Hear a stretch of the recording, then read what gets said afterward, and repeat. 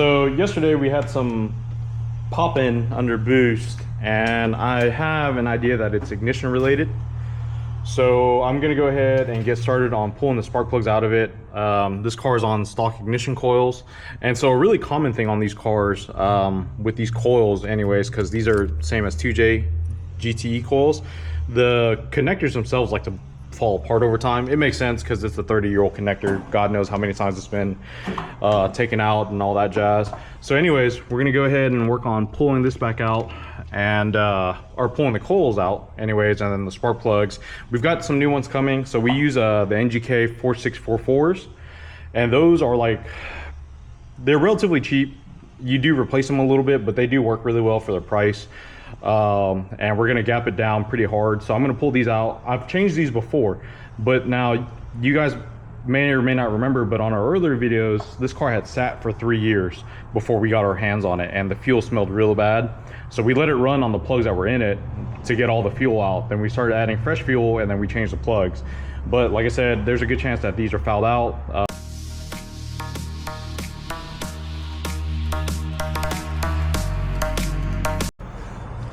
Alrighty, so I got the 6 spark plugs out, and they all look roughly the same. I haven't actually sat down to like fully inspect them, but they all basically look the same. So I'm gonna try my best here, but it's gonna be really difficult to see, and it's probably better if you have your own spark plug to kind of follow along here. Now the thing is that on the very last run that I did on this car, I basically clutched in to let it idle, then I shut it off. And realistically, I should have shut it off sooner to get a good plug read, but this is, I think, decent enough. So the base ring here, which is the ring of the spark plug here, it's actually 2 different shades. On this side it's a bit darker, and then as it goes this way the shade becomes lighter. So obviously this is black, so this tells me that though it does have a relatively even burn, it is on the rich side. No surprise there. Looking at the porcelain itself, which is the piece on the inside here, we don't have any speckles or anything crazy like that, so we're not seeing any detonation, which is a pretty good sign. Now the strap right here, the ground strap, this guy right here, this may be a little bit too hot, maybe a touch too hot. I'm not too concerned. It's a 7, but it might be a touch too hot. And so you can actually look at the ground strap and you can see, again, it may be impossible to see on the video, but there is a difference here, and the heat mark is about halfway on the strap. So there's a color change from the center of the strap going to the left, and that tells me that the heat range is probably okay. But yeah, so overall the spark plugs look relatively okay, with the exception of just being too rich. Anyways, so these are all gapped. We're gonna set these back in. One thing that I do want to mention here is that a lot of people get super confused when it comes to this. I doubt that there's a lot of people with the stock coils anymore, but just so you know, 1 is a wire, right? So 1 and 6, and so 1 is a wire, 6 is the coil plug or coil pack, then 2 is a coil pack, and 5 is a wire, and then 3 is a wire, and 4 is a coil pack. So let's fire this thing up. Hopefully it runs well without a miss.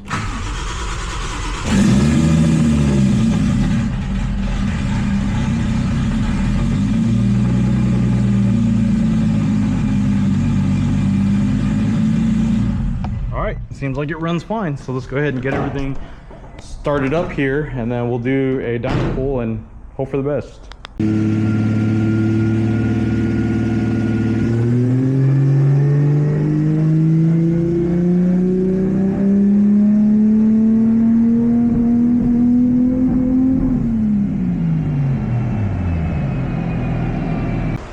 Okay, so this is technically our second run of the day. The first one, I just stopped it because we were hitting boost cut. There's no point to run it out if we're not making any steam. So I ended this run early. This is our actual first official pull run. The first thing I want to note here is that you can see the limiter 6,500 RPMs, and I'm assuming that's going to change as the tire starts to warm up. But we're starting to make steam. Where peak torque though is like 5,600 RPMs. So I'm gonna try to see if we can get the boost to come on a little bit faster here. And you can see that it's still stretching out. So what I'm gonna do now is I'm gonna I'm not only am I going to make changes to the fuel because it did run a little bit lean up top, 0.8 lambda, so 12 to 1. We're going to richen that up to about 0.75 lambda up top just to keep on the safe side, but it's still pulling. So we're going to give it a little bit more RPM anyways, and see kind of what that nets us.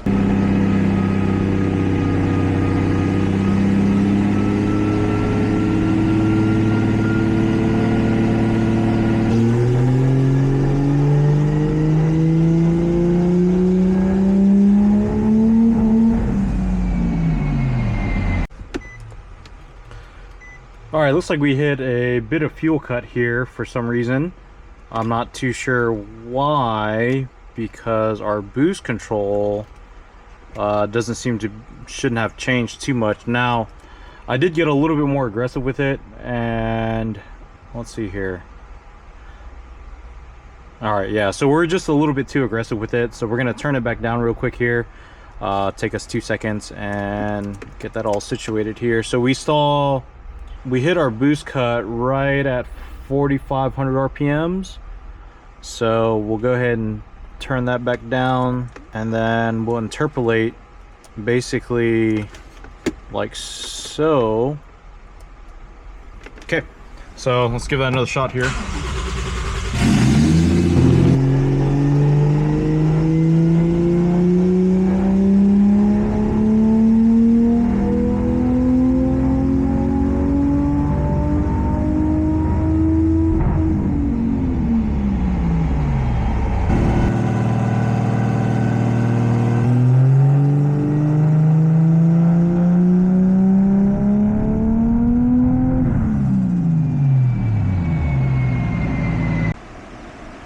So I don't know what's going on with the car. I had to end the run like really soon on the last 2 runs for some reason. And you can see that upping the boost control, you can see now it's in fact coming online way sooner than it did before. And I mean, we're making 226 and 267 foot-pounds of torque. And I mean, like, dude, it's coming up. The last 2 runs though, I haven't been able to get it to redline, and I'll show you why here. So I'm not sure what's happened here, but if you look here, this purple line is our target, and the green line is what our actual lambda is reading, right? So you can see for the most part that it's on target.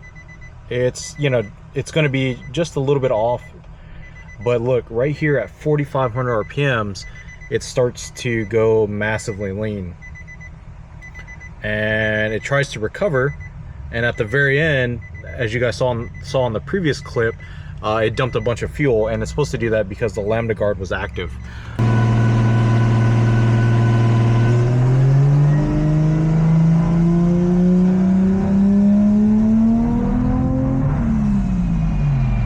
Same deal. So we've added a ton to the VE table, like a ton, and there's no noticeable difference. We added 15 points, and it still goes completely lean.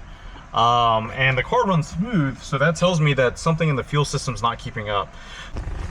Okay, so about the same area. So this is the earlier log. This is our first log when lambda guard kicked in, and so we're going to look at 4,900 RPMs. We've got 13 on injector pulse width, which is this guy right here. So 4,900, and this is our last log here. We're gonna find same deal here. We're gonna find 4,900. And right about there. So we've went a little bit more on injector pulse width, and it made virtually no difference. So that tells me that we've got a fueling issue, whether the supply line's too small or the fuel rails or something along those lines, or the fuel pump itself. Something is causing it to run out of fuel. So unfortunately, the only way we can really diagnose this car is just to see what's going on with the fuel system. So obviously we have over half a tank of fuel here. So we know that the fuel capacity is good. You know, there is a chance where the fuel is real low and it's starting to lose fuel, and that would make sense. But unfortunately with this car, it's got over half a tank. Now the only way of really diagnosing this would be, the next step would be to add a fuel pressure sensor. And we would add a fuel pressure sensor in line to the, and wire it into the EMU, and we could actually log fuel pressure and take a look at it from there. The G35 from the factory is a returnless fuel system, meaning that it only has one line that supplies the feed and nothing else on the return side. The JZ motors, on the other hand, are return. So whoever worked on the car added a return line. It does have upgraded injectors, but it's on stock fuel rails, and I'm not sure how the fuel system is laid out. So if you go down here to the pump, which I don't know if you guys will be able to see, but they added an AN line here and the factory feed line. Now the thing is that normally when you do a fuel return system on a G35, the feed line becomes the return line and you run a new -6 hose up. So there is a good chance that they took the factory feed line and used it as the feed line to the JZ rail. I don't know. I don't know how the fuel system is done on this car. The owner doesn't seem to remember either. So we've got to figure that out. So I spoke to the customer a little bit yesterday. He came by and we kind of talked about his fueling setup and stuff like that. And so keep in mind that he paid someone to do all this stuff. He didn't do it himself. So he does not know. He knows that it's got an upgraded fuel pump back here. And as you can see, there's an AN return line that was set up here, but he doesn't know what how it was all set up. He doesn't know if they made the factory feed of the return, and he doesn't know any of that. So anyways, knowing that he's got an upgraded pump, there's a slight problem here that I didn't even think about. If you guys look, this is all factory wiring. There's not a external fuel pump relay. So he's got an aftermarket pump, and it's supposedly some Deechworks 450 pump or something along the lines, he thinks, but he doesn't know. He doesn't know for a fact. So I'm thinking as a last ditch effort, and he's gonna need it anyways, is what if we throw a dedicated fuel pump relay and then try it again? So I don't think it'd hurt. We do have Deechworks fuel pump relays kits in stock. We usually keep them on hand. We're gonna go ahead and start routing the fuel pump relay.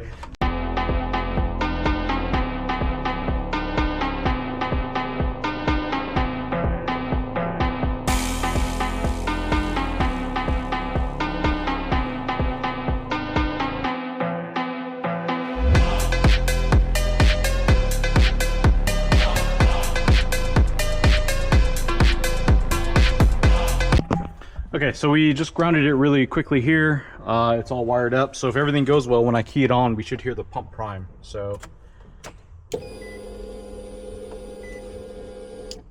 all right, so pump primes like it's supposed to, and it actually sounds a lot better. Yesterday, it seemed like it was kind of whining a little bit, so it seems like maybe that's one part of the problem.